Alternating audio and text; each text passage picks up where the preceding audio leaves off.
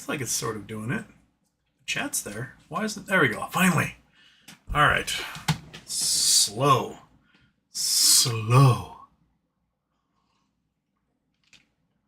Okay, here we go. All right, put that in the live chat. Click that into multi-stream so I can see people over on the other side. And hello. Hi, everybody. Welcome. It's Friday night. The world has gone to shit. So here we are. Iran and Israel are bombing each other. Region-wide conflict probably breaking out. United States is about to have a military parade, kind of Banana Republic, Soviet, North Korean CCP style. Eisenhower was once asked about hosting a military parade, and he was disgusted. He was like, why would we do that? That's what, like, Soviets do to make themselves look tough when they aren't. And it's true. So what's going to happen tomorrow? Well, the weather's supposed to be rainy, humid as fudge. And I seriously bet the protests will outnumber the attendees. That the folks there to like watch the parade and be like, yes, sir, are going to largely be outnumbered by people screaming and telling him to go fuck himself. But Trump's going to get his little birthday parade. Happy birthday. It was his 80th, right? It's 79th birthday. Well, somewhere in there. He's going to have his parade, and there's going to be several million people protesting and marching across the United States at what they're calling the No Kings Rally. I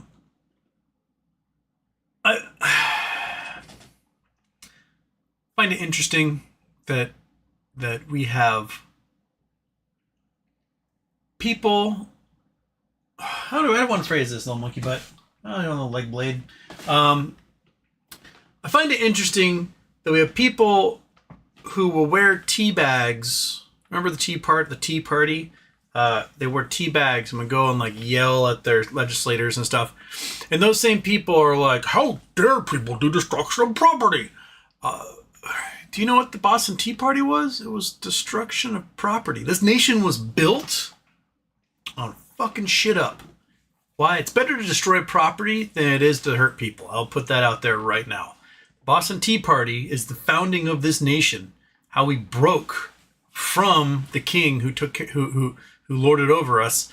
And people seem to want to forget that these protests will largely be peaceful. There will be outliers. There'll be guys who smash mailboxes and windows and, the people who take advantage and loot and things like that. But like, in the end, I don't care if property is destroyed. I don't. I really don't. It's the people are more important than property. Property gets replaced. Property gets rebuilt. Property is insured. The people aren't insured. That's one of the problems in this country. So yeah, I'm sure that there's going to be millions of folks protesting. There's lots of police officers who seem like it's their duty to go crack skulls. And we're gonna there's a sheriff in Florida who's like, you protest, we're gonna kill you.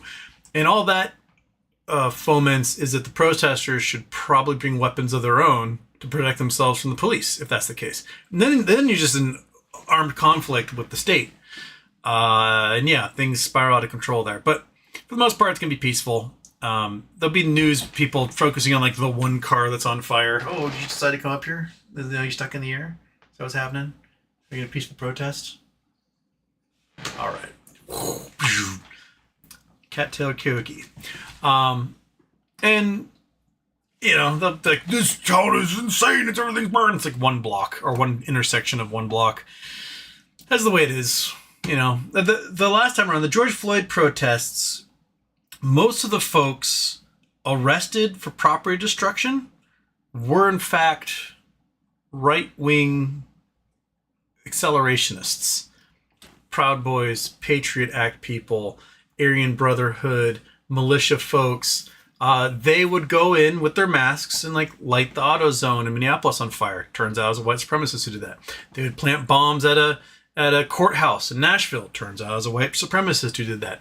So they're the Boogaloo Boys. They're trying to get a civil war going. They're like, yeah, let's do it, because for some reason they think it'd be fun or something. So you got to keep your eye out for those folks who are doing that stuff, because sometimes their ties are to white supremacists and not to the movement that's happening. You also have to look at like who instigates the violence. During the George Floyd protests here in Seattle, a friend of mine was on the corner of 12th Avenue, I believe, in Capitol Hill in Seattle, where the main protests were happening. And she had a live stream going with her cell phone. And I'd watch the crowd, they got their umbrellas, they're standing out there, they're chanting. And it was a police officer who started it. It was a police officer who grabbed a woman's umbrella and then punched her. And that's when all hell broke loose. It wasn't the protesters, it was the police who started it. The protesters were fine. They were doing their thing, they're marching, they're screaming, they're yelling, as they should. And it was the police officers who were not there to protect people. The police officers in this event were there as counter-protesters. They were not like, I'm going to protect the public. They were there like, how dare you question police authority? And then that's why they got so angry. It'll be interesting to see what happens with this, because with the immigration things, Trump's backing down. Trump always chickens out. Taco. He's now like, oh, we're losing our farms, we're losing our restaurants, we're losing hotels, because they're seizing all the employees of these places. So he's like, how about we stop deporting people from all the places where my constituents are? That's what we're telling you in the first place, you big oaf. Here we are, right, kitty cat? Oh, I don't want to scratch your little brains off.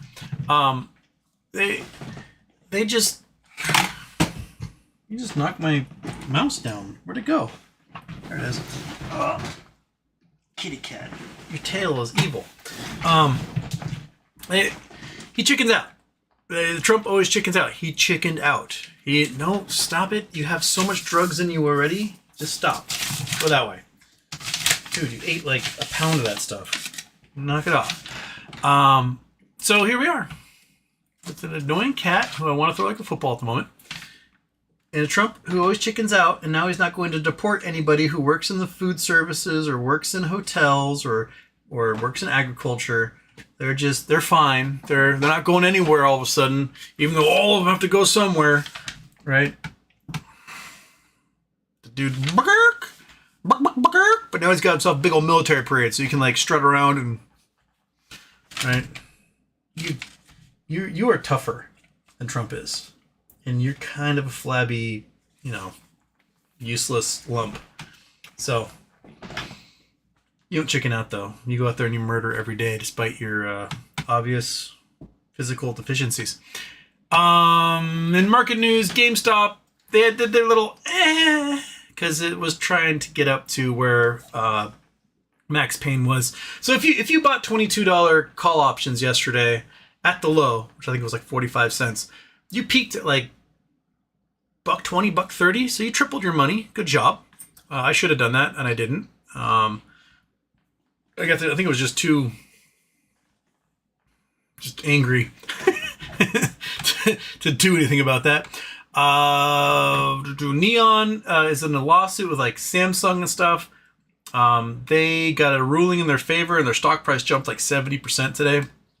I did not have any, but if you're in the options there, good for you.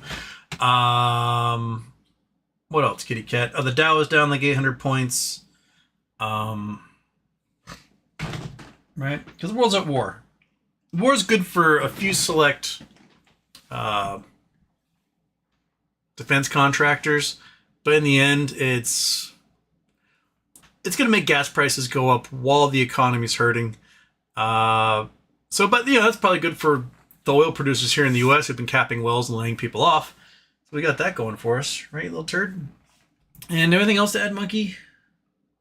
I don't remember. World's at war, blah, blah, blah. After dark. How do we do this after dark? Ready? Wait.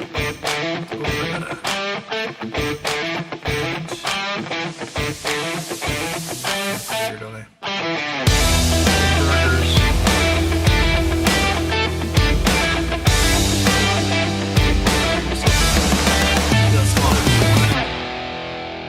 Houston, we have a problem. There we go. All right. All right. gonna switch to this like double format where I'm skinny on one side and white on the other. All my things are all messed up. Okay, turn that off. All right. Did I lose the start of my show? No, I got Jiminius first. Houston, it's weird being numb to what's going on after being told in school for years that America was a place that celebrated diversity and respect for human life. Last 6 months are depressing. Yeah. I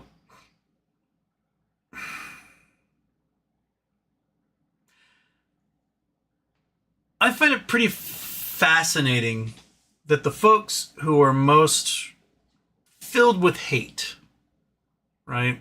They want to do away with gays and trans people, and they don't like minorities. They don't like the others. They don't like the foreigners being here. You know, they don't like the homeless. They don't like the poor people, the impoverished, those who work service jobs or beneath them, etc., etc., etc., etc. Those are the folks who will be first to tell you they're Christian and show you the little cross necklace, right? Because obviously Christianity, the teachings of Jesus are all about cruelty and getting off on that cruelty, because that's, you know, right? No, it's not. But the performative Christianity from these folks is, I think, a way to justify their inherent cluster B personality disorders. The fact that they lack empathy, they even lack sympathy in a lot of cases. And they want people to hurt specifically because they get off on it. Simple as that. It's a bully mentality. It's like, I hurt you, now I feel good about myself because I'm not you. And there's a large portion of the population who every Sunday they sit down and the lessons they learn from the person on the pulpit is hurt other people. Do it. Hurt them. Because if you don't hurt them, they're going to hurt you. And it's a weird, I think it's a weird tradition that we have in a lot of this country. And those folks, they go out and they vote accordingly. And they don't seem to understand that when they hurt others, they're doing damage to themselves. They're breaking the antenna off that car. When they go to turn on the radio, it doesn't work because the antenna's gone, right? They're shooting themselves in the foot. They're the folks that are on Medicare and Medicaid, Social Security, and SNAP benefits, and they're voting against it and discovering they can't feed themselves or their family. They're the folks that are on disability and discover that, oh my gosh, I'm not getting my disability check. They're the folks whose family members are getting deported. They're the folks whose businesses, their construction firms, their restaurants, their agriculture, their farms, now their workers are disappearing and they can't get their products out and they're losing money. They want to hurt others so bad, it blinds them to the consequences of their actions. And now they're understanding those consequences. They're like, well, shit, this is what I vote for. It is exactly what you voted for. You voted for cruelty, and now cruelty is happening. The problem is that cruelty isn't a scalpel. It doesn't, surgically remove this little thing you don't like and it goes away. Cruelty is a giant sledgehammer or a wrecking ball or a nuclear bomb. It is just going to smash everything indiscriminately and blow it all up, and you are going to be caught in its wake as well. So yeah, here we are. Here we are, where a lot of people are going to learning the hard way the consequences of their own actions. A smart person learns from their mistakes. A wise person learns from the mistakes of others. And I have a feeling a lot of these people are so fucking stupid, they're just not going to learn from their own mistakes. They're going to double down because there's sunk cost fallacy there. They're going to double down and cling to it even harder until it truly screws them over. Right, Kitty? Dude, you are covered in catnip. Your nipples are covered in catnip. Look at you. You're a mess. So, yeah, Jiminius, there we are. Fabrizio's plopping. And Fabrizio asks, when's it our turn? Fuck if I know, man. Brandon Wells, sup, BBY, sup, No Labs. No Labs got hit today. Looks like the volume was really low today. So my guess is a lot was turned over into, dark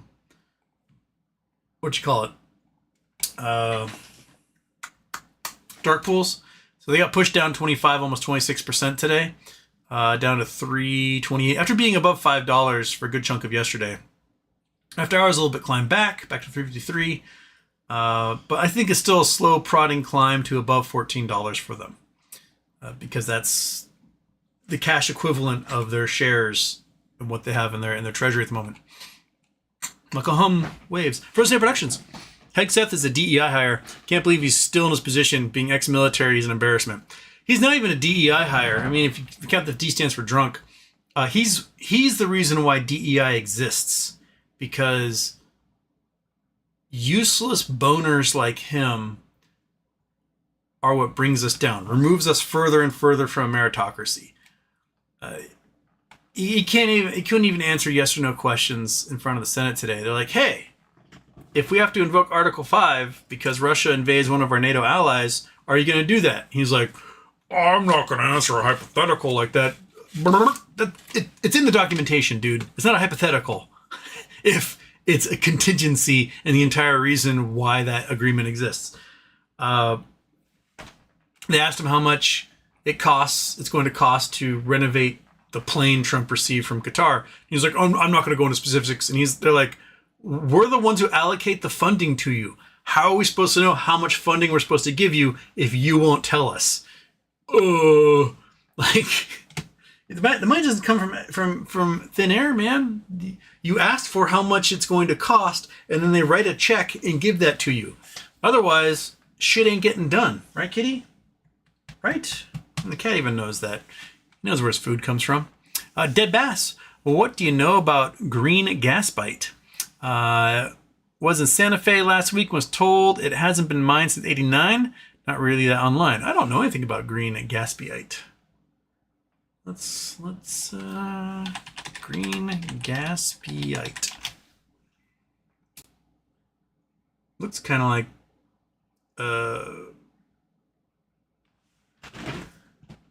looks kind of like a turquoise to me. Gaspeite, meaning value. Okay, what we got? Boom. Chrome. Whoops. Chrome. Bam. Boom. A bright colored yellow to green gemstone related to calcite. It's also spelled Gaspeite. Paralleling different spellings of the gems for source, Gasp Peninsula in Canada. This is the only stone we can thank the Great White North for. Other gemstones first discovered in Canada include amirite, labradorite. Oh, this isn't the only stone. Shown a rare porridite. Speaking of Gaspeite, stone rare. Yes, Gaspeites are rare, only mined at a few locales with long significant deposits occurring. Also not well known, has started gaining popularity in recent times. Okay. Semi-precious, believe in blood for intricate carvings, says brown veining splotches make it resemble green turquoise. Oh, there you go. Yeah, see? So it look like green turquoise. As a turquoise simulant, Gaspeite can substitute in place of traditional December birthstone that's born under Virgo, Grace, and blah, blah. Gaspeite specification characteristics. So it's a nickel carbonate. Where can we find it? So that's what it looks like in crystal form. It's kind of, I mean, it's cool looking, but also kind of ugly at the same time. Gaspeite is slightly softer than turquoise. Density, Gaspeite is significantly higher density. And, all right, so where are you found? Meaning in history? I don't care about the meaning in history. I don't care about stuff. Tell me healing properties. Emotional healing. Cut treatments. Formation and sources. So there's some in Greece, Italy, Japan, New Mexico, South Africa, but most of it's from Canada and Western Australia. Okay. $2.50 a carat. Huh. So I guess you can probably go out and find some, probably not major mines, but maybe in streams and things like that in New Mexico, stream beds. But I know nothing about this stone at all. So it looks pretty neat when it's all cabbed. Looks kind of ugly as a raw crystal, I'll be honest. Oh, there. I learned about that stone. There's so many minerals I have no idea what they're about. Especially like super rare ones like this. We just, unless you're like a hippie who's into the healing properties, I have no idea. So there you go. All right. Oh, crap. I turn off the other intro, kitty. I'm going to turn off the other intro, cat.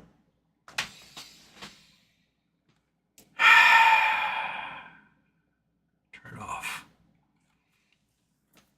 That's a problem. I went and hung out with my mom. We played a lot of card games. My brain is like spent from staring at cards for the last couple hours. And I feel like I'm a TGI Friday mess at the moment. Well, Strata, third? 1, 2, 3, 4, 5. You're sixth. Big Zer. Oil about to be food. Yep. A honest friend, Law from Wahoo. How's HW? So by happenstance, TMT lost funding, and now they plan to develop the next largest telescope elsewhere. Small win for natives trying to preserve Mauna Kea. As an astronomer, I'm bummed. Because Mauna Kea is the single greatest spot on the planet for observing the skies. Period. The only place better than Mauna Kea on planet Earth is outer space. And that's not on planet Earth. That's outside planet Earth. And it's very expensive to do that. So, if you know what TMT is, it's the 30-meter telescope, 100-foot wide across. It'll be the biggest telescope ever built. It's going to cost probably $1 billion. Lots of construction jobs. I've been trying to get it done for about, since I was going to school there, it's about 20 years. Native Hawaiians very upset that there's going to be more building of telescopes on top of Mauna Kea. They went out and they planned and they looked for a spot that wasn't sacred. It wasn't being used for anything. There was nothing of importance there. But people are still, trying to stop it and attack it and things like that. The first telescope in Hawaii was put up by the Mary Monarch. It was an 18-inch telescope put on the summit, on the Heiau, where the summit is, which is a sacred spot. And Hawaii is known as the belly button of the universe, Mauna Kea is known as the belly button of the universe. I think it's poetic that the belly button of the universe is the best spot to look at the stars on the planet. And the reason why it's so good is because you have those winds from the northeast, the trade winds that come in and blow and blow and blow and blow and blow. And then in the evening time, the air comes down, descends, and everything clears out, and the cloud levels get pushed to a lower level, so there's an inversion. So there's only 14 days a year that you can't observe the skies in Hawaii. And most of those days are usually in wintertime when big storms come out of like the Gulf of Alaska. And there's very little twinkling of the stars because the air is descending. It's not moving side to side with the jet streams. So air moving side to side of the jet streams causes difference in refraction in the air. It makes the stars twinkle. Makes the seeing, is what it's called, worse. So it's a bummer that we can't get the super giant telescope that would be able to observe probably the atmospheres of individual planets outside of our solar system, which would be incredible. And we have to wait until it gets built somewhere that's not as good. I think if, and this might piss off some Native Hawaiians, but I think if Native Hawaiians spent more time fighting against giant hotels being built on sacred sites and useful sites, and giant golf courses being built on sacred sites and useful sites, they wouldn't have to turn their attention towards the nerds. The nerds are trying the best they can to avoid anything sacred being anywhere people go. Like the site they chose for the TMT, a human being other than a scientist had not been there possibly ever. Because there's nothing of value there. There was no plants growing there. There's nothing. And it's just essentially high altitude desert. So there's Waiku bugs. That's about it. And those suckers can climb around a telescope. No one cares. So it's easier to go after the physics nerds than it is to go against the rich developers who are just mowing down things and pumping sand into beaches and cutting off access to land and where ancient settlements used to be, and they're just mowing it down and putting in giant foundations and building these huge towers, and leaving the Hawaiians with less and less useful land. The land up on top of Mauna Kea isn't useful to anybody except astronomers. It just isn't. Maybe if you're going to build a ski resort, but with climate change, the days of snow that they have up there aren't like they used to be back in the 60s when they used to have like 3 months in the wintertime of snow. I just think that the advancement as a species from a telescope like that being in a place like that outstrips sentimentality or the rage felt of there being telescopes on top of the sacred mountain. There's a ton of people, like I went to school in Hawaii, and I meet people who grew up on the Big Island, Hawaiian and otherwise, who had never been to the top of Mauna Kea. They'd never been. And I put them in the truck, and I drive them up there, and I take them to all the sites. And they've been there their entire life. And they're like, oh, the mountain's sacred. And they get up there, and they actually see the sacred stuff. They see the heiau at the summit. They go to Lake Waiau, which is the belly button of the universe, the highest alpine lake in the United States at over 12,000 feet. And they just had never been there. And they thought, I don't know why they'd never been there. Why didn't they just go?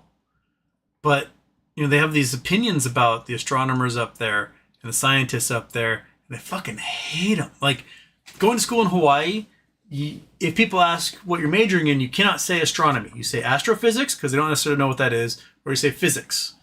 Otherwise, they might just kick your ass. And the folks who want to kick your ass, and they don't understand what astrophysics is, or what physics is, they still haven't been up on the mountain yet. And so I try to take as many people up there as I could. I try to take them up there. I try to get them to volunteer at the visitor center so they could have like Hawaiian perspectives to give the tourists and teach them, Polynesian navigation systems. They learn what the Eva bird is and Hokulea and other like star names and systems. And we got some up there, but it's a bummer that because they can't take on the big resorts and the big mall developers and folks like that, the ones building huge housing developments, that they're going to go for the nerds. And to me, that's a bummer. But if it's Native Hawaiians' land, so they get to do whatever they want with it. But from the scientist perspective, I'm bummed. So I just wish that they had more power to stop the things that actually matter and hurt.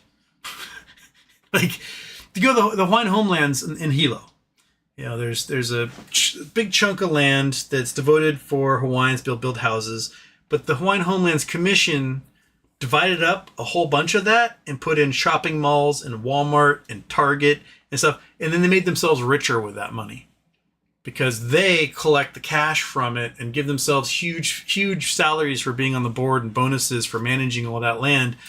And that's land that should be being used for Hawaiians to have a home. Meanwhile, you have tens of thousands of Hawaiians who are homeless and living in their cars because instead of, this plot of land being used for 100 homes, it's being used for one Walmart and a parking lot. I'd be more pissed about that if I was Native Hawaiian than about a telescope going up at 13,000 feet where it's too cold for anybody to live. I don't know. It just seems like the priorities aren't quite there. And I'm sure you're cool. You're cool with it. Like, I'm not Native Hawaiian. I had my experience there. I lived there. I worked there. But it just seems like there should be some triage as to what takes priority. And I guess a win's a win. If you need to get a win of some kind, then maybe that emboldens you and you can take on the next big giant resort that mows down a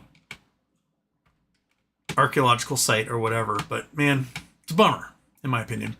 Jason Blackwell, Houston. I quit asking Neil Patrick Harris questions. He never would give me a straight answer. Welcome, Jason Blackwell. I haven't seen you in here in a while. Frozen productions with Ukraine and Russia, Israel and Iran, the dollar on its way to complete destruction. I think we can safely say we're in the fourth turning. I think I have the term correct on the 100-year cycle. Yeah, United States empire as an empire, the window for maintaining its status as a superpower on top of the world is closing in a hurry. For the folks who are all about like America first, make America great again, we're getting destroyed. As much as you want to make America great again, you want America first, you are putting America last in this. Yeah, we're in a turning. We're facing brutal economic collapse, loss of value, really just dumbing of the population. And China may rise to the top, but their population decline is so great and so fast. I don't know how long they're going to be able to maintain it. They're going to be facing their own economic catastrophe from basically a real estate market collapsing to zero. Dude, stop. Which is a third of their entire GDP. So, like, they don't care if the United States doesn't buy anything from China. That's 2% of their GDP. They are going to care if the population shrinks by 50% and no one's there to buy homes or farms or anything else, and the cities become ghost towns, and they're gonna have to. It's gonna basically be like a giant Detroit across all of China in the next 30 years.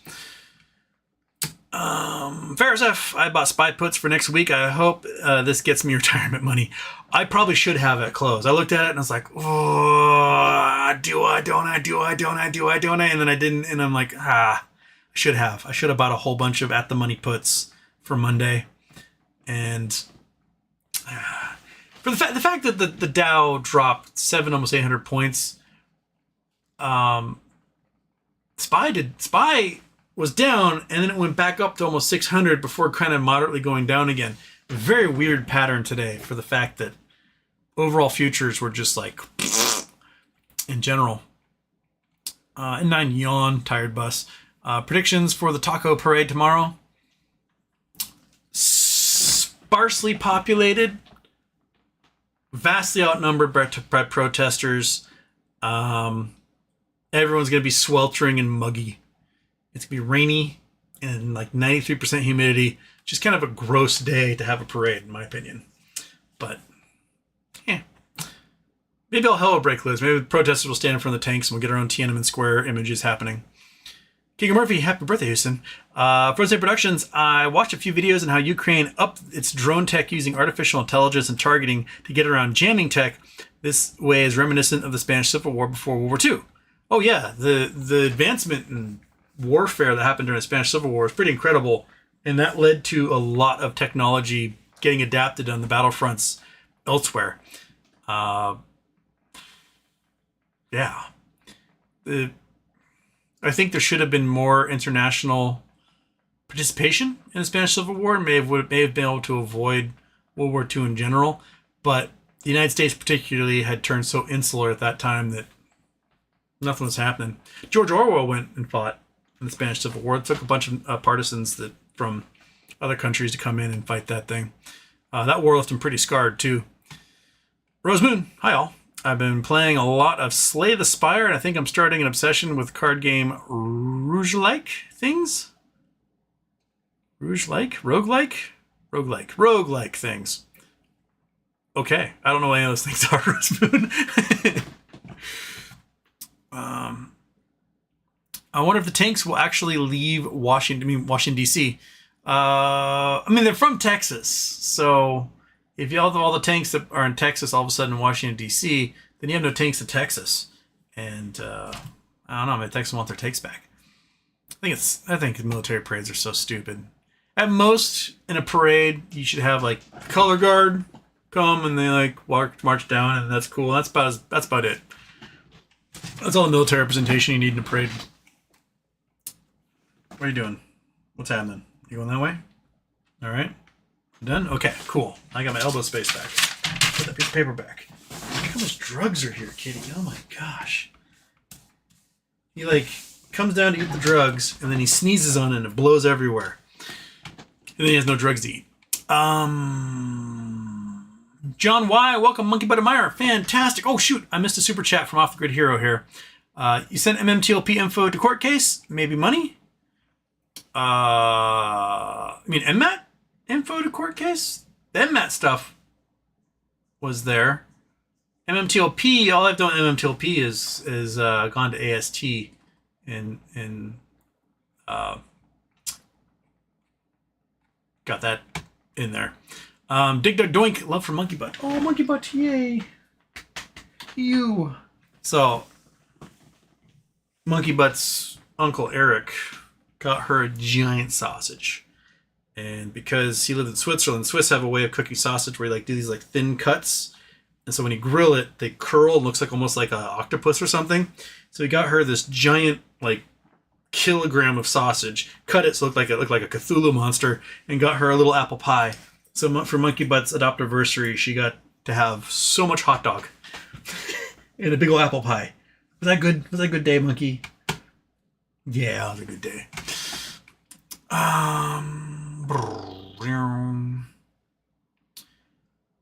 Further Productions was listening to Jake to B and Salvatore yesterday talking about Ryan Cohen's bond offerings being a lifeline to some shorts, but creative and inescapable noose for the rest of the shorts. It's possible. I don't think any shorts should have a lifeline. They should all die a horrible, horrible death, and no one should save them. The folks who naked short should be priced out of existence, and it should be so horrible and so memorable that no one ever wants to do it again. But yeah, I mean, if the 0% bonds are essentially like 5-year, like you're paying the premium on 5-year call options at like $29, and you'll never lose your money. So they're like superior call option, right? So if you were to buy a call option at $29, it'll cost you for 5 years out, which you can't even do. It'll probably cost you $1,000, right?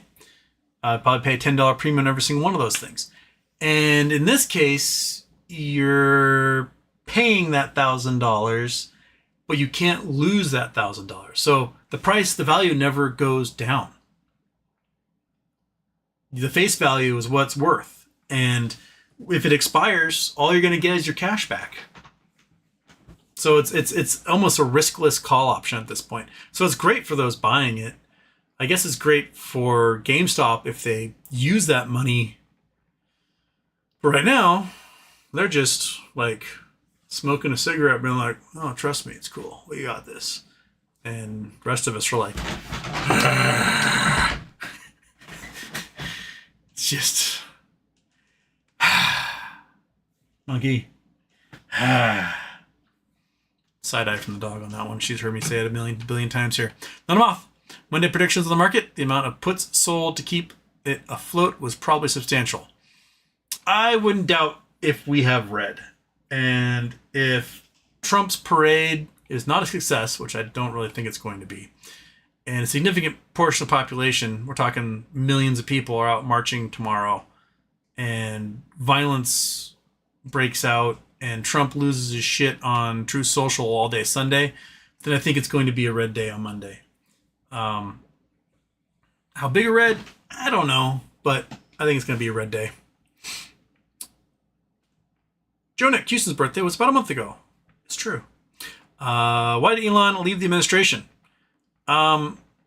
Because Doge sucked and everyone hates him, and he's a toxic brand. So Doge is hated by everybody. The work it did damage the United States and didn't save any money, and actually cost taxpayers $135 billion extra dollars because of the damage they did.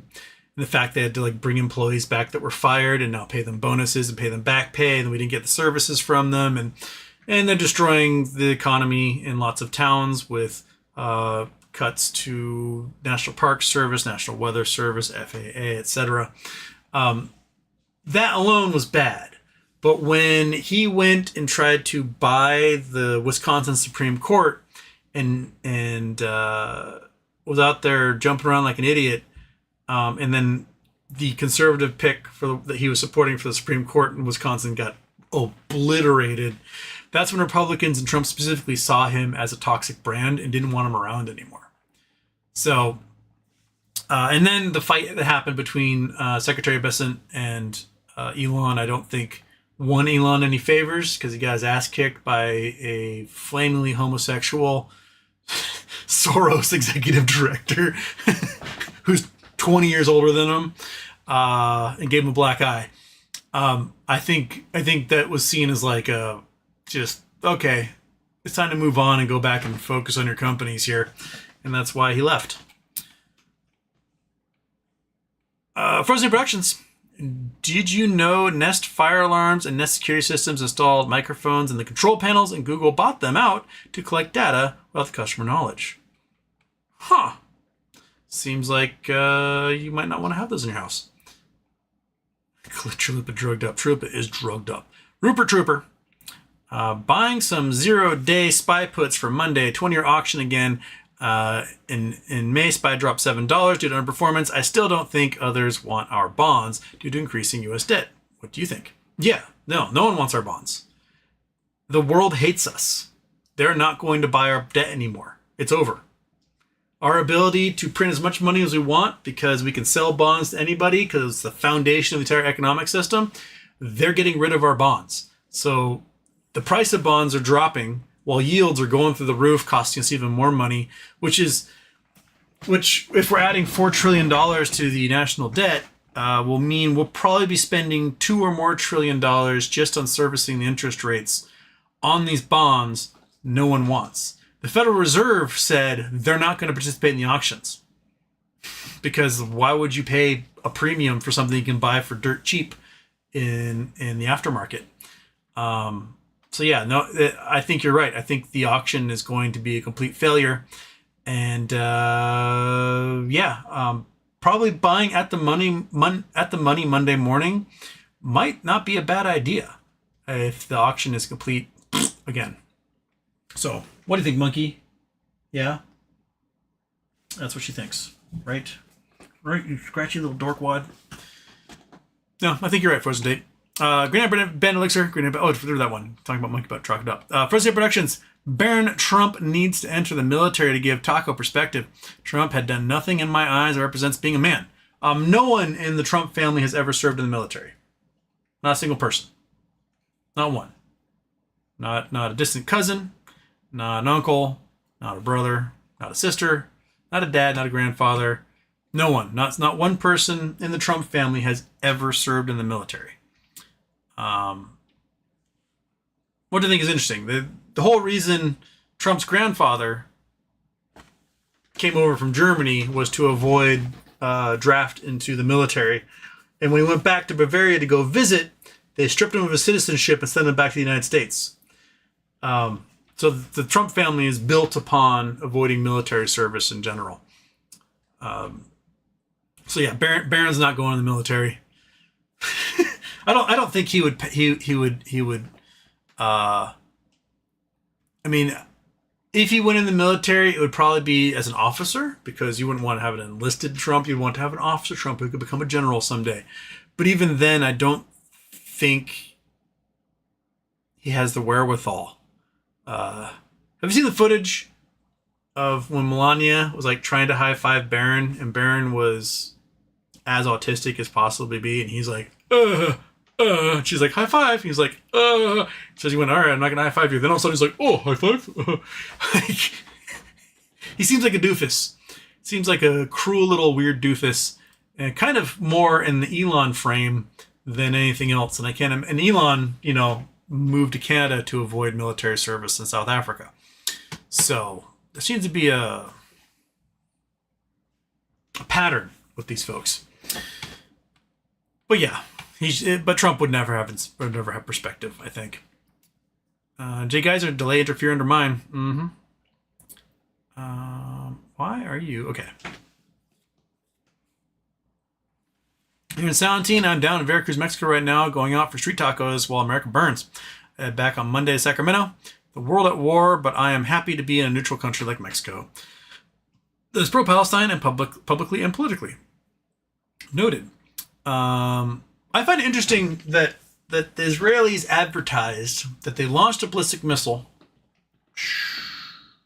and went, a good chunk of the way across the world, hit an apartment building in Tehran through the wall, boom, and blew up a single apartment where an Iranian general lived. They could specifically target that guy and have that bomb be so intricate, so precise that boom, it blew up just that apartment, not the building, just the unit that general was in.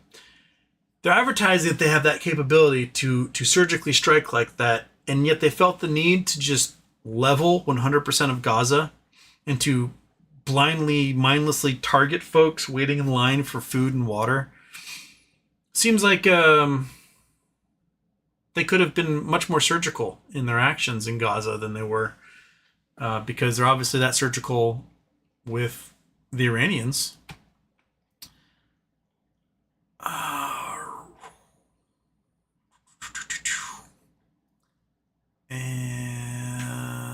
And 917 Houston, do you think that No Lab's slow climbing to 14 a share will force a short squeeze on Lind partners to cover?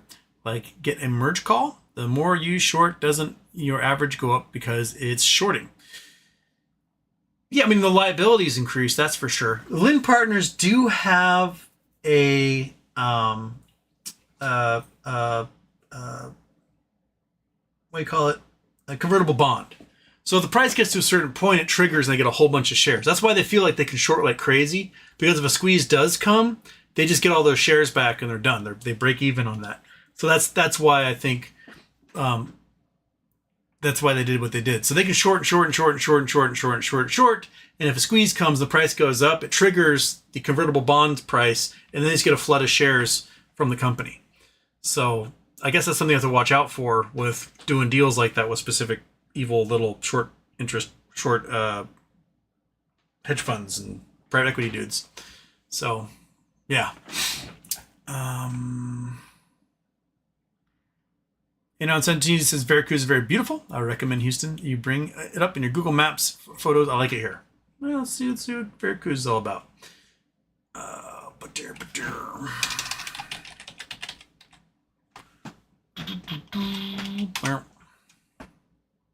Bam. Google Earth. Work. Okay, here we are. We are out on the Gulf here.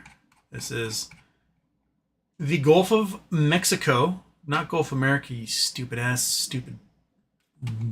lick spittle Google. We're in the Gulf of Mexico.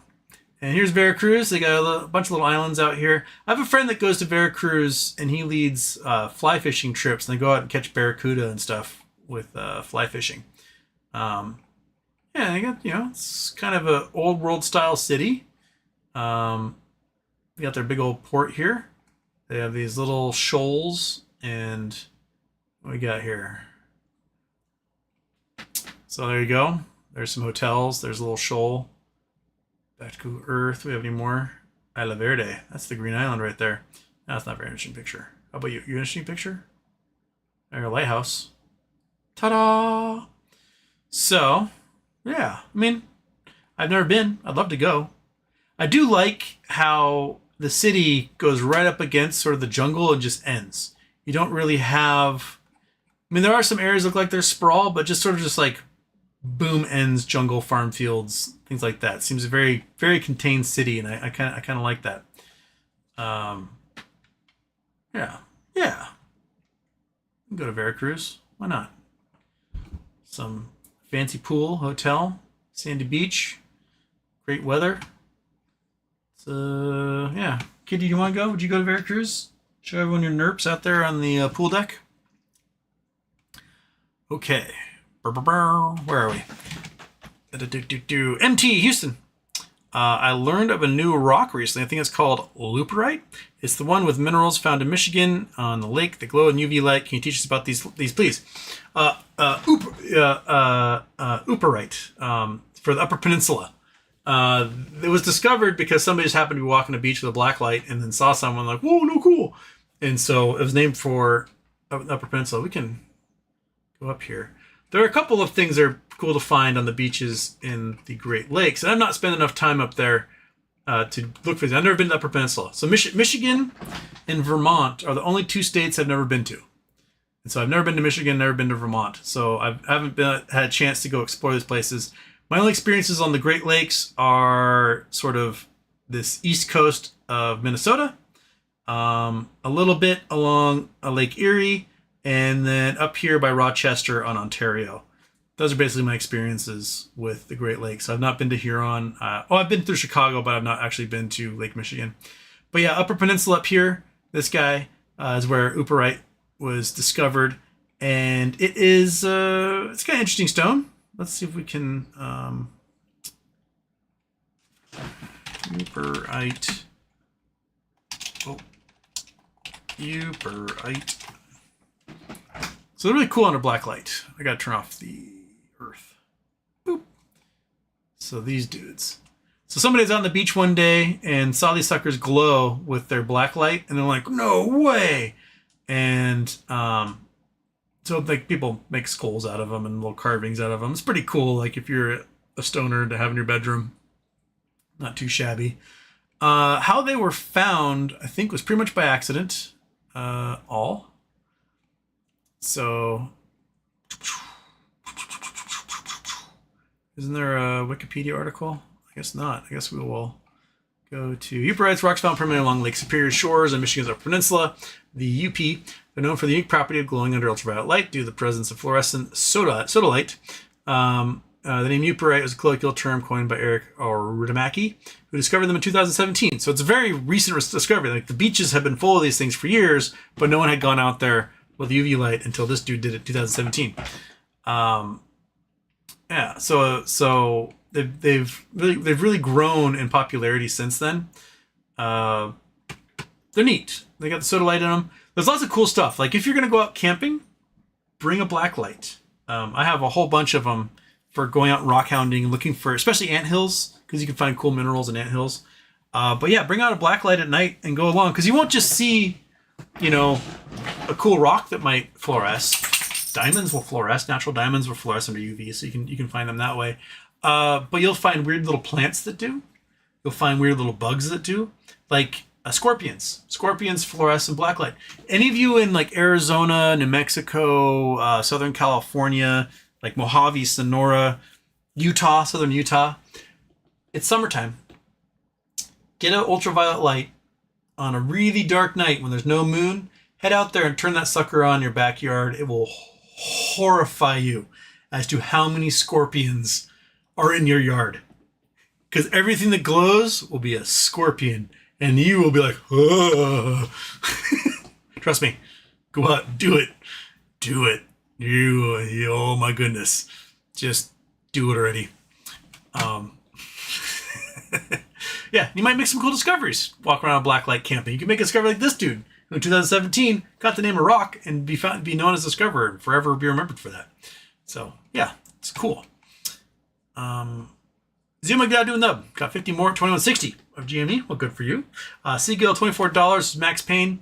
And for 20th of June as well, I think GME will run up to close to the call put ratio. 494,000 calls out. Open interest is nuts. 473,000 out of the money is crazier. Yeah, remember just a couple weeks ago when we had 125,000 of those were in the money? And now they're not. Sold out. Hey, Frozen State Production, where did you listen to that Salvatore and Jake 2B conversation? Oh, then Iggy throws the link in there. There you go.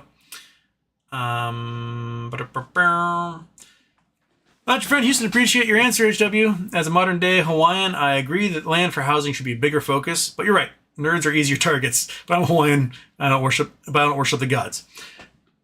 I find it interesting, like going back to the Native Hawaiian thing. The missionaries ruined Hawaii.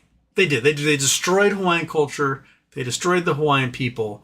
They gave them a Bible and they took their lands. And the missionaries became a huge part of what were known as the Big Five. And I remember the Big Five. You had Parkers, Bishop, I can't remember all their names now. Parkers, Bishop Estate, Dole, Lyman, and what was the fifth one? Crap. Leaving my brain right now. But anyway, these five huge families end up controlling the fate of Hawaii, and I think 3 of the 5 started out as missionaries who essentially just stole the land from under the Hawaiians and then gave them the Bible. And the ancient Hawaiians, the ancient Polynesians in general, it wasn't necessarily an ownership society. Like in Hawaii, you had these things called aupua'as. And we go back to Google Earth here. Google Earth. Boink. Bring up Hawaii again. I always love going to Hawaii.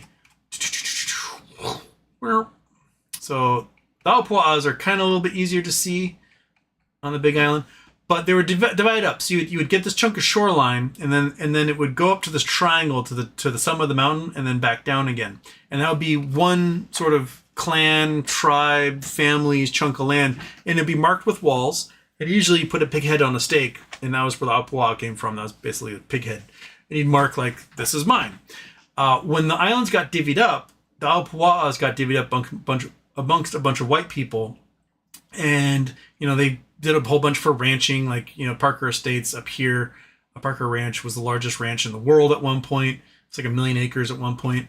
And then you had others that they did sugar cane, they did coffee, they did all sorts of stuff, and the Hawaiian people, they got nothing. They eked by. They tried to survive in this white man's world. So a lot of them went into whaling.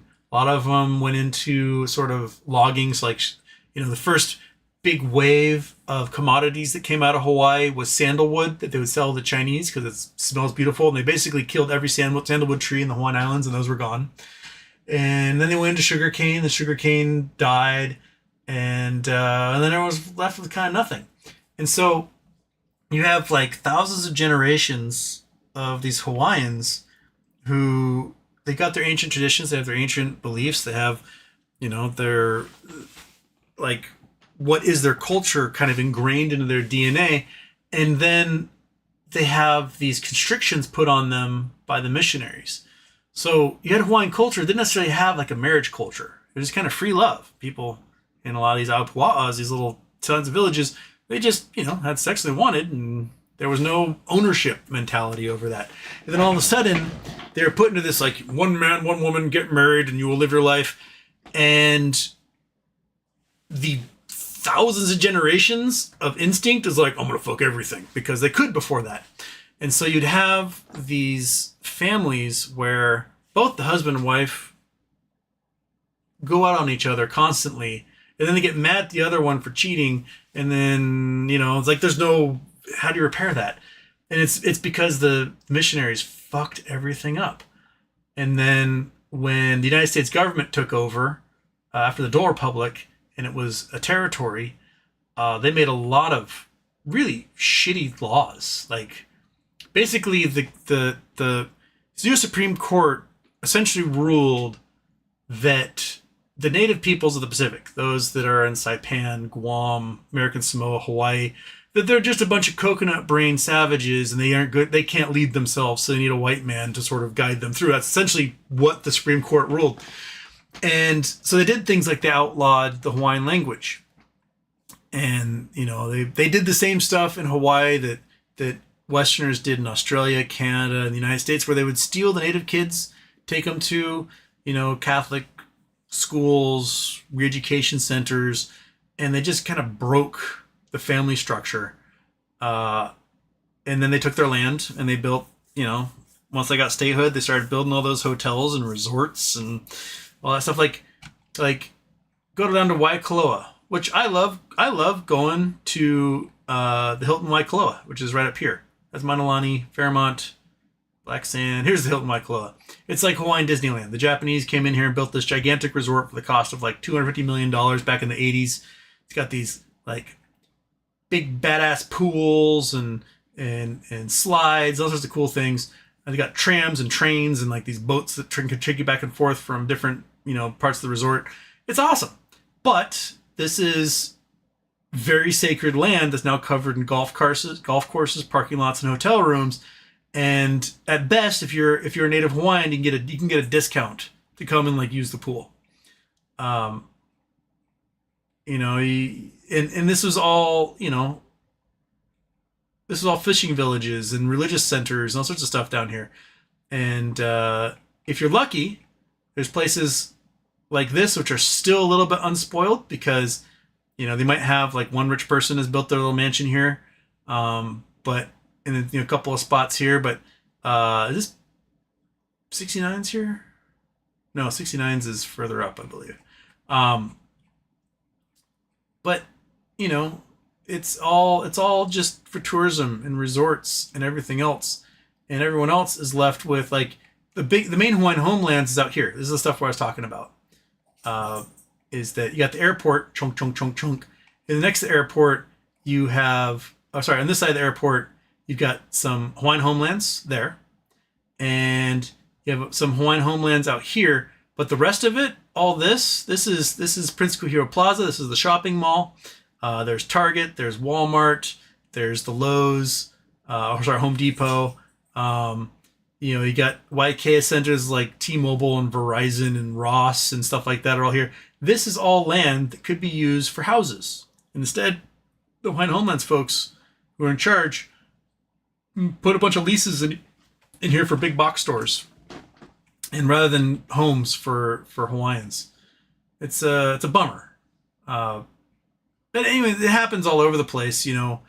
My own reservation that's next door, the Suquamish reservation here. So here on Bainbridge, and then the Suquamish peoples have a reservation right here, the Port Madison Indian Reservation. And these folks, basically the only income they had for a long time was they had fishing, clamming, and then they could sell fireworks. So each fireworks stand can make $400,000 basically in the month of June leading up to July. So they could make some good money off it. But not everybody has a fireworks stand, etc. And so they got permission and they built a casino. This guy here. For a long time, it was just a big tent. And but they, since grown, and now it's a pretty decent sized casino, and they've got a little resort here and everything, and they do concerts, all sorts of stuff.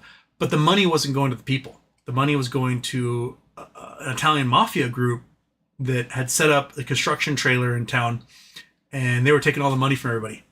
And the tribe wanted to build, homes and sidewalks and improve the school, and you get a firehouse and all this stuff done.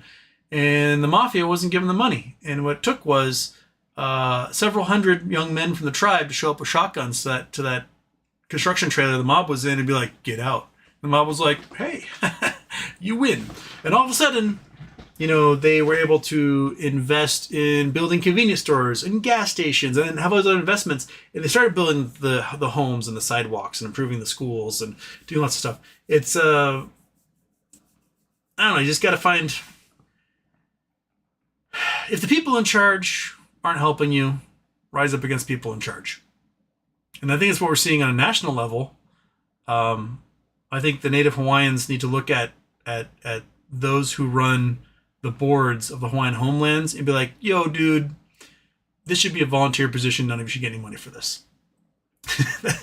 I guess we'll see. I don't know. I'm kind of rambling here. I am a white dude giving advice to a bunch of people who probably know how to govern themselves at this point and have been shit on by a bunch of people who look like me all these years. But, yeah. So where speaking of 30-meter telescope, so Mauna Kea is the tallest mountain in the Pacific, tallest mountain in Hawaii. It's 13,796 feet tall. You have all these telescopes here. There's 14 major telescopes already up here. And where they wanted to put the 30-meter telescope was... crap, see if I can get this right. I think it might have been out... Maybe not out this side.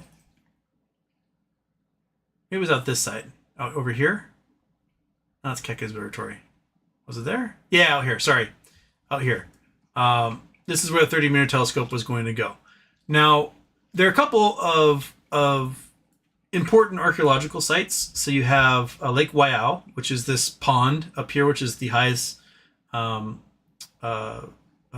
lake in America. It's at, how high is it here? 13,040 feet.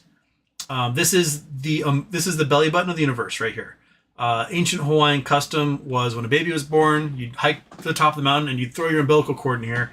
Every once in a while, I see some disgusting hippies out here swimming around, not knowing that there's like a million umbilical cords just rotting away inside this thing. But yeah, and then there's the Ads Quarry. So the way this mountain erupted is originally you had a big shield volcano, like Mauna Loa here, where you have rift zone and like lava comes out and oozes and makes these big giant things like, and the lava is coming from deep inside the earth. And eventually, as Hawaii moves, it loses contact with that vein, that pipe from deep in the earth, and it basically has a magma chamber that gets trapped towards the top of the mountain. And so the magma chamber is not deep down. The magma chamber is actually at like 6,000 feet inside the mountain. And so they get what's called an alkalic cap. where essentially enough jostling of the Earth happens, and you get this sort of big pop explosion. The mountain starts to get steeper and steeper as you get more of a pyroclastic eruption each time that happens. And it doesn't erupt very often. We're talking like once every couple 100,000 years at this point. There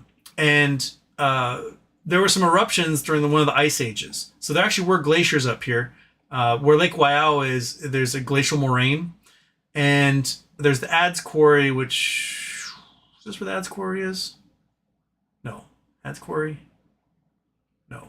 Adze Quarry? It's somewhere along here. Shoot. But basically, you had eruptions happening under the ice, which made this really dense pillow basalt, which was really great for making axes and sharp tools. You could chip it, kind of like flint.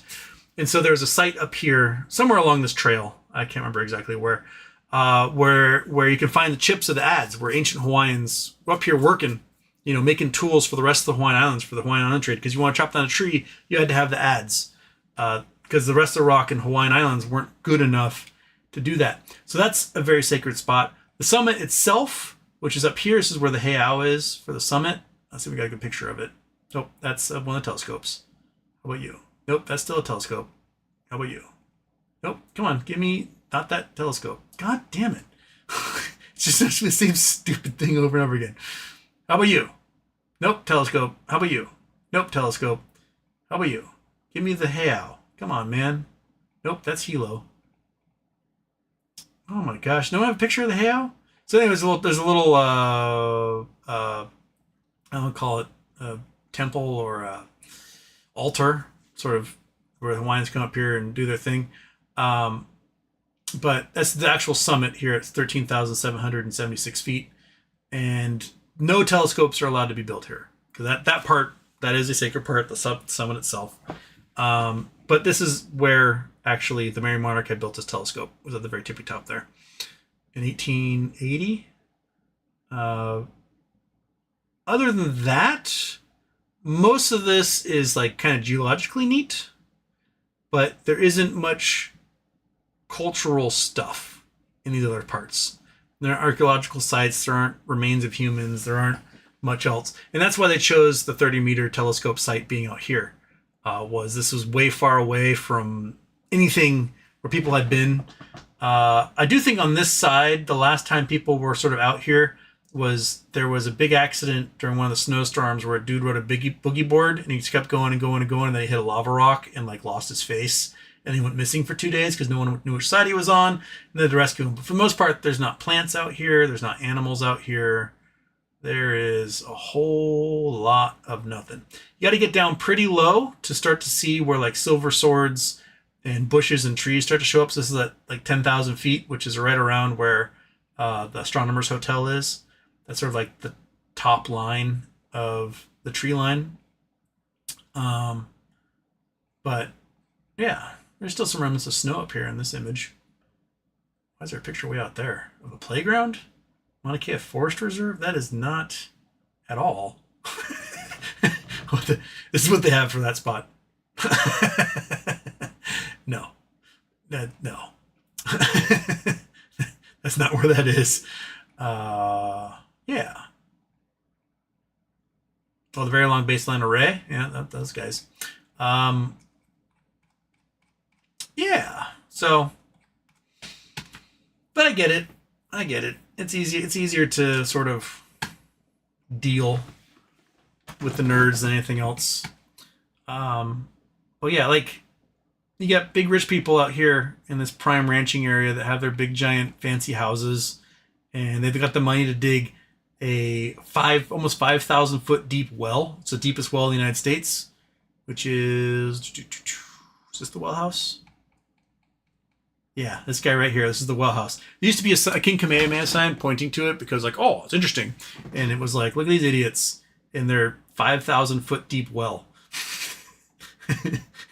But yeah, they got some prime land up here, nice and temperate and full of horses and racing horses and stuff. And then you have a whole bunch of land that got devoted to up here. They planted a whole bunch of eucalyptus. So these are like eucalyptus forests. They're so acidic that nothing grows underneath them, and none of the native birds know how to do anything with them. And they had hoped that they would grow fast enough they could then turn into pulp and timber, but they grew too fast with all the water, and the wood became all shoddy and like split. And now there's no money to harvest them, but all this land could be used for like Hawaiian homeland stuff, but no one has the money to harvest any of the wood because no one wants any of the wood, and lots of things like that happen out in Hawaii. And it's a real bummer. It's a real bummer because like you got tourism here, right? You got not much tourism. People come see the volcano, but for the most part, this side of the Big Island is pretty poor. Hilo is borderline third world, man. And you get outside of that to like Hawaiian Paradise Park and Puna, and it is kind of desperate poor. And it's just a microcosm of what the Hawaiian Islands are like. Like, you know, same thing with Maui. You got rich tourists along the west coast, and then you know, a lot of poor natives out where it rains a lot. And on like Molokai, I think the average income on Molokai is something ridiculous, like $7,000 or $8,000 a year, because they don't have the tourism there, and they have the leper colony and missionaries, and they're pretty insular and isolated out there. Oahu's got just oodles of homelessness, even though the tourism dollars come pouring in, the military dollars come pouring in, and the folks have no place to live, living in their cars. And if they're lucky, they get the right doctor who prescribes them a home and makes insurance pay for a home, because it's cheaper than treating them for, you know, the sepsis and infections and other ailments that come from being homeless and not having access to sanitation. It's really gross, and it sucks. Hawaii is a beautiful place. It's a gorgeous place, but Native Hawaiians have been so fucked over the years that what are you gonna do? Like, basically just go, oh well. This is the way it is for Native peoples all over the world, is that they all seem to get screwed the same way. You know, Aboriginals in Australia and natives in Canada, and you know, Zulu in South Africa. It's just a shitty thing. It's an aspect of colonialism, and here we are. Things could be better, but oh well.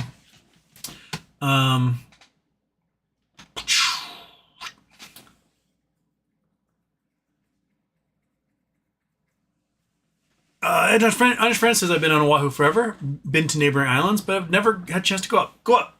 Hop on when you get a cheap airline ticket to Kona, rent a Jeep, head on up. If you go on Saturdays, I think if you're at the Onizuka Center, which is at 9,000 feet by like 1 p.m., you can follow a train of people up, and you'll have some college student who's an astronomy major give you a tour of one of the telescopes.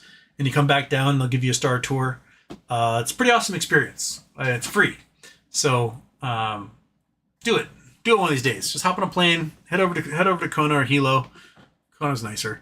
And head up to Mauna Kea and just do it. Go check it out. And I'm not sure post-COVID how often. Used to be every single night of the week. The visitor center on Mauna Kea would do star tours at least. But on Saturdays they do the tour. You can go up and do a tour of one of the telescopes. So it's pretty awesome.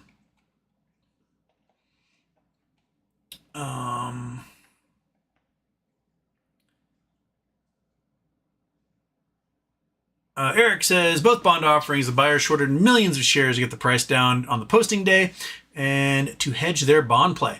If GME price goes over $30, they will start to cover those shorts. It's true. Treetop. There's a cesspool down the road from my house. We are changing the name to Gulf of Trump. Frizzy Productions.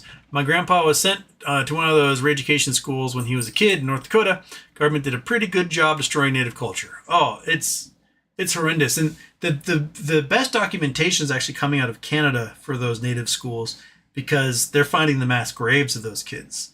Parents would come from the reservation, like, "Where's my child?" And the people who ran the schools were like, "I don't know what you're talking about." And the kid had like been abused to death and then buried in a mass grave.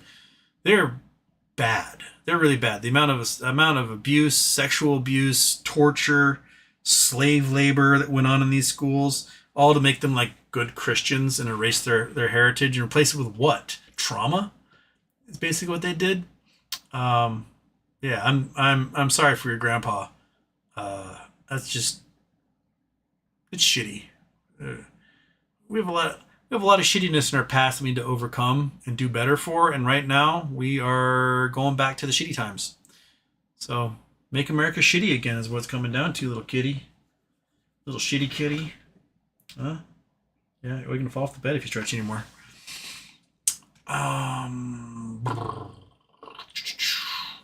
Where the Wanderers here. Middle East is on fire, just another day on timeline. Houston is on Geology gig moment. Yep. On C-SPAN, oh man, cool, you're here, hang out, awesome. Not on C-SPAN and whatnot. Would you rather be buying leaps on peace and happiness near the money, in the money, or puts in and out near short-term leaps, etc.?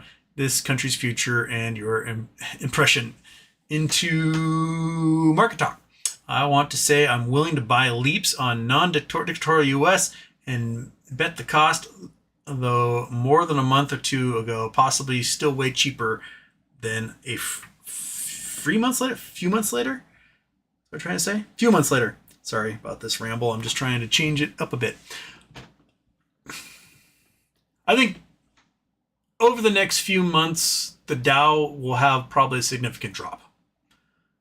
Day to day, it'll be very volatile. Like today, it opened down, went up for some reason, and then went way down, went down like $5 again.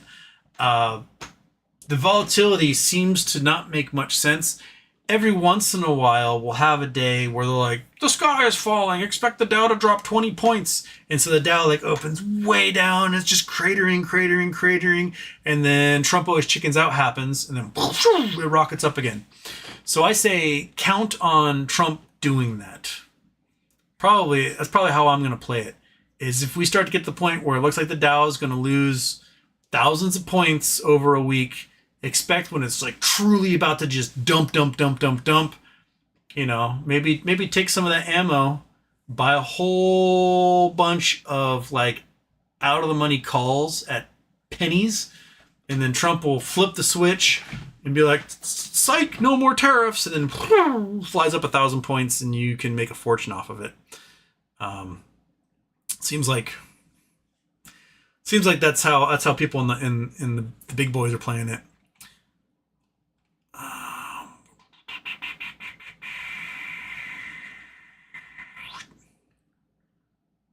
Make America shitty again. Yeah, massa. Not C-SPAN. Hello, Wanderer. I love me some geology talk, especially car stuff. As a Floridian, I'm surrounded by terrible people, but beautiful nature. Thanks, H-Dog. Well, yeah, beautiful nature, but we do have some pretty shitty rocks in Florida. We got phosphate. That's about it. Phosphate and coral. Although, you can get some metal detectors and find some really cool stuff in the sand that rich girls leave behind after spring break. Mors Vinier. Glad to see Monkey's doing well. The room looks different. Haven't checked GME for almost 8 months now. Any change? I heard another sale of shares to rain billions. Moas soon. Different room entirely. I moved. So it's set up-ish the same, but not exactly. It's a pinch smaller. Taller ceilings, though. And much cooler. It's not 90 degrees in here ever. Got up to 80. That's about peak so far. GME had some volatility. Ryan Cohen killed it twice with bond offerings, essentially dilutions. But he's been collecting a lot of cash for the company. I hope it benefits us sooner than later. Because this waiting game is killing me. And it's literally people are dying. Like, people have started families. They've gotten college degrees. They've buried loved ones. It's been over 4 years now. Or 4.5 years. And 5 years since Ryan Cohen bought in. Like, someone in the comments under the last show was like, "You're a pussy. Change doesn't happen in a day." I'm like, yeah, change doesn't happen in a day.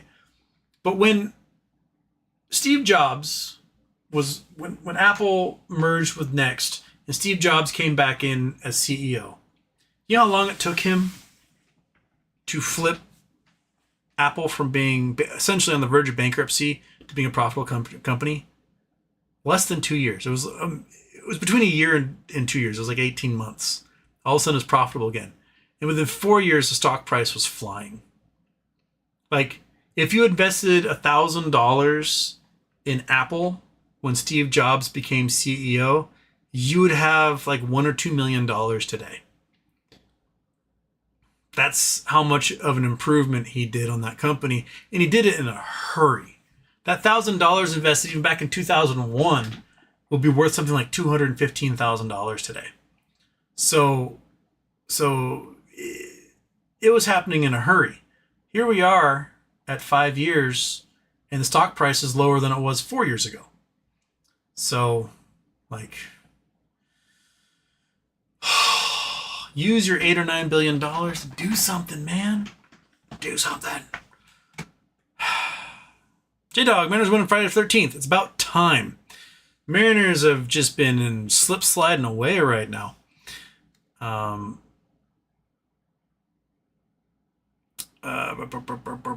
Where to wander? I'm good-ish. One of my guys finally got picked up by ice, and that sucks, but I'm working the issue.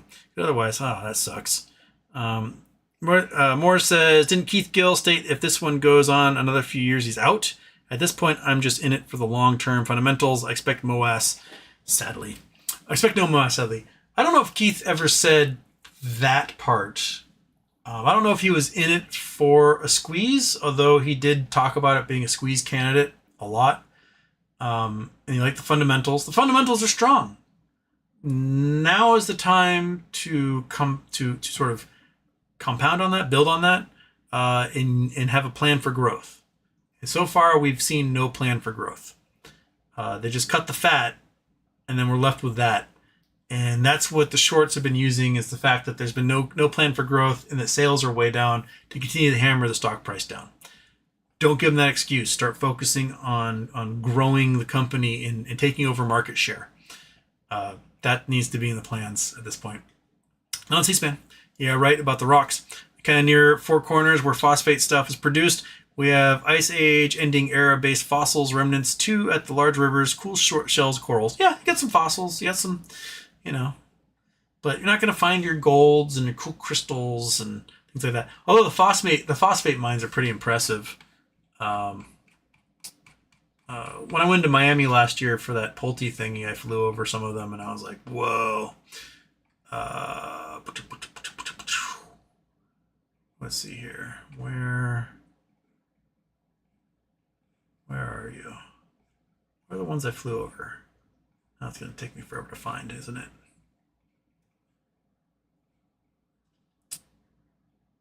Was this one where it was? Yeah, these guys here. These dudes flew over these guys on my way in. So White Rock quarries. Oh, maybe these might just be limestone quarries that I flew over. But yeah, they're pretty big, and you can't dig too deep because then you get to the water table again, and then it's really expensive to pump that stuff out. Check out south of Tampa.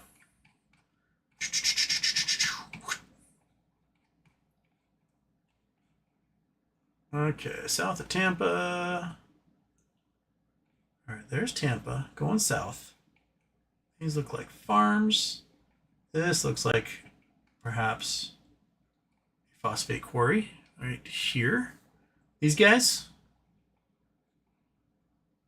Those look like strip mine operations out here. And this is south of Tampa. So Tampa's there. Yeah. Well, get your phosphates on, man. Where to wander? So, Houston, I'm going to Montana for family stuff. Where should I go to find some cool rocks? You can go everywhere in Montana to find cool rocks. If you are in eastern Montana, you got dinosaur bones. So you can go place to get dinosaur bones. If you're in the mountains, you can get gold. You can get sapphires and other gemstones. So like Anaconda, 3 Bozeman's, Big Timber, Custer. Custer's out here, isn't it? There's Dylan. I want Yogo Gulch. Or Yogo Creek will work. Yogo Creek, Montana. Boop. Sir. search. There we go. Yogo Creek, that's where we wanted. Yogo Creek is where some of the fanciest blue sapphires in the world come from here. This is the sapphire that was in Princess Diana's engagement ring, was from Yogo Creek, Yogo Gulch, Sapphire Village. Then you got like Gem Mountain, Gem Mountain, Sapphire Mine, Sapphire Gulch. There we go. That's what we want. Over here, you got Gem Mountain. So you can go out to Gem Mountain, and you can the Gem Mountain Sapphire Mines here.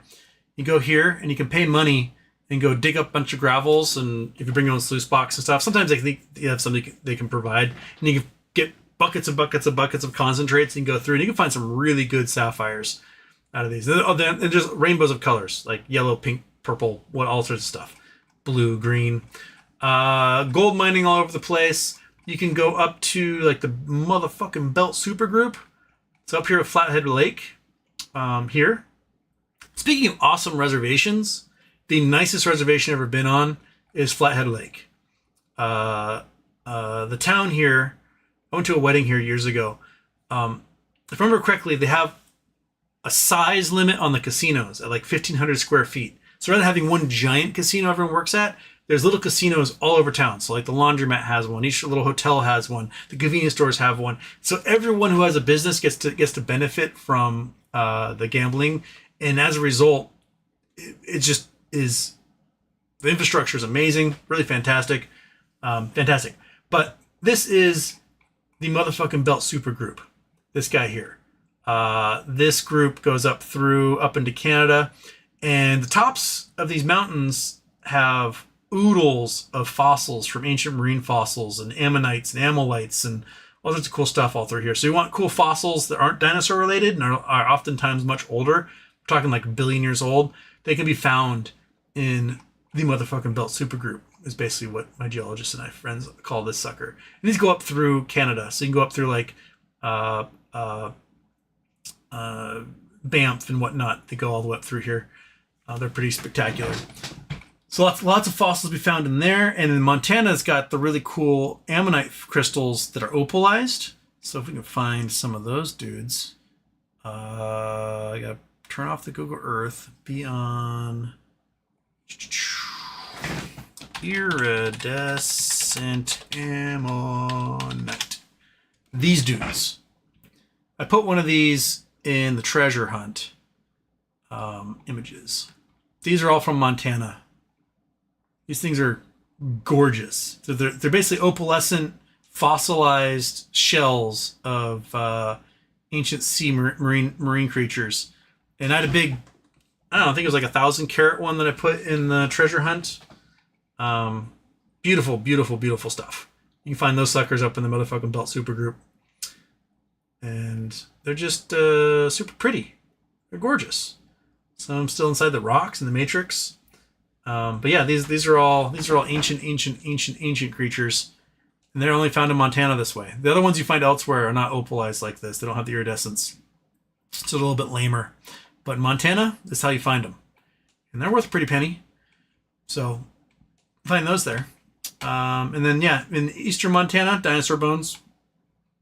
Because you're basically looking like ancient shorelines and estuaries and grasslands from ancient America. So you'll find all sorts of dinosaur bones out there. And you'll find those in like Wyoming and Colorado and stuff like that. So where's my Google Earth? There it is. So this area, dinosaur bones. All through here, dinosaur bones. Out in eastern Colorado, dinosaur bones. Parts of Utah, I can find them. New Mexico. Because ancient sort of Triassic, Jurassic U.S., this was a shallow inland sea. And so the rivers that came out of the mountains will hit the ocean here and you get these like kind of boggy estuaries. And so this is where the dinosaurs would die in like bogs and then they get fossilized in that. And then you find them later in slates and other rocks. So, yeah, there you go. Done. All right. Moores wants to know any place I can find or buy legit well-priced amethyst. Got some family who love it, but never found a large enough piece out in nature or a piece worth buying that isn't $10,000. If you want just cool amethyst crystals, just go on eBay. You'll get amethyst crystals from like Brazil and Uruguay that are pretty awesome. You can get uncut ones like in Matrix and stuff. Pretty cheap. I would do it that way because it's cheaper than if you go to like our local rock shop to do it. You also get some really cool ones that are cut pretty cheap, probably coming from like Thailand or like Sri Lanka if you want cut ones. But if you want just like cool amethyst and crystal, just look on eBay. It's just quartz. So if you find it in Matrix, you'll find it like on a rock. And it's like you can tell it came from a quarry or a mine. So that's the way to do it. And it'll be pretty cheap. Right now you may run into issues with shipping depending on tariffs. So they may ship it to you and you may have to pay some sort of tariff price. And it might not be on the price you paid. It might be on the intrinsic value that they attach to it. So I would just be wary about that. But it'll be cheaper than some hippie rock shop you go to. They'll charge you so much money for the amethyst. But yeah. Okay.